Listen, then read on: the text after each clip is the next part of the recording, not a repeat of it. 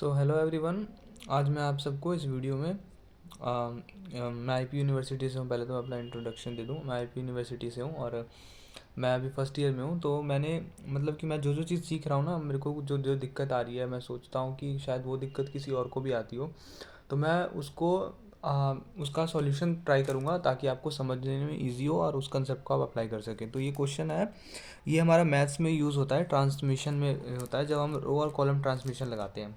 ठीक है, तो उसमें ये हमारा मेनली यूज़ होने वाला चीज़ है। ठीक है, तो हमारे पास आपने एक थ्योरम पढ़ा होगा हमारा उस थ्योरम का नाम है गॉस एलिमिनेशन। ठीक है, मैं आपको देता हूँ। तो ये गॉस एलिमिनेशन थ्योरम है, इसके बारे में आपने पढ़ा होगा। तो इसमें क्या करना होता है, हमें रो को मतलब ऐसे रिड्यूस करना होता है एलिमेंट्स को, ताकि हमारे जो ये तीनों एलिमेंट्स है, मैंने यहाँ पे लिख दिया, ये तीनों, इनको हमें ज़ीरो बनाना होता है। अब इनको ज़ीरो बनाने का प्रोसेस जो होता है ना, काफ़ी लोगों को समझ नहीं आता है। तो मैं आपको, मुझे बहुत अच्छे से समझ आ गया है, तो मैं आपको ये सब बता देता हूँ ताकि आपको फ्यूचर में कंसेप्ट पता हो, क्योंकि कंसेप्ट पता होगा तो आप कोई भी क्वेश्चन सॉल्व कर लेंगे।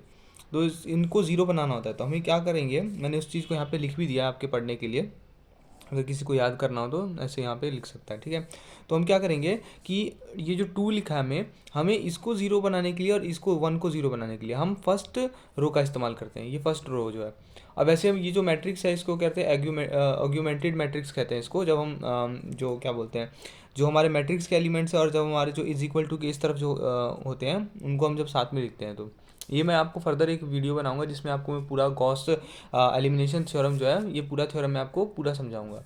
तो इसमें मैंने क्या किया, अब मैंने आपको बताया कि टू और वन को ज़ीरो बनाने के लिए हम क्या करते हैं, फर्स्ट रो का सहायता लेते हैं, और फाइव को ज़ीरो बनाने के लिए हम सेकंड रो का यूज़ करते हैं। तो इसको मैं बहुत दो स्टेप में आपको ये करके बता दूंगा। बहुत ईजी तरीका है, बहुत मस्त तरीका। ये इसको मेथड फॉलो करोगे, हर बार क्वेश्चन हो जाएगा, कोई दिक्कत नहीं आएगी। पहले मैंने क्या किया, मैंने पहले शुरू किया इसको ज़ीरो बनाने से पहले इसको ज़ीरो बनाने से पहले आप ट्राई करो कि इन दोनों को ज़ीरो बनाओ, और इन दोनों में भी इसको पहले जो सबसे यहाँ से शुरू करना है। तो मैंने क्या किया, R3 को लिखा R3 माइनस R1। सिंपल, हमने मैट्रिक्स का जो हमने डिटरमिन वो जो प्रॉपर्टीज़ होती है उसका इस्तेमाल कर रहे हैं हम, क्योंकि रोज़ और कॉलम में चेंज करने से, कि एक को स्टेशनरी रखने से उनके डिटरमिनेंट में कोई वैल्यू का मतलब चेंज नहीं आता है। हमने पढ़ा था मैट्रिक्स में, 11th-12th में पढ़ा था हमने। तो मैंने किया, तो यहाँ पर हमने पहला ज़ीरो अपना अचीव कर लिया। ठीक है, और ये इसके साथ भी होगा, मतलब कि जैसे कि इसमें हमने किया 5 किया तो यहाँ 5 आ गया, 2 आ गया, 1 आ गया। ठीक है, अब हमने क्या किया, सेकंड ये प्रोसेस है यहाँ पे। फिर उसके बाद मैंने इसको ज़ीरो बनाने के लिए क्या किया, R2 को मैं R2 को चेंज करना चाहता हूँ, क्योंकि तो फिर मैं यहाँ पे लिखूँगा R2 और एरो, फिर यहाँ पे लिखा 2R1 माइनस R2। तो मैंने ऐसा करके कैलकुलेशन करेंगे आप, तो आपको पता लग जाएगा ये भी ज़ीरो बन गया मेरा।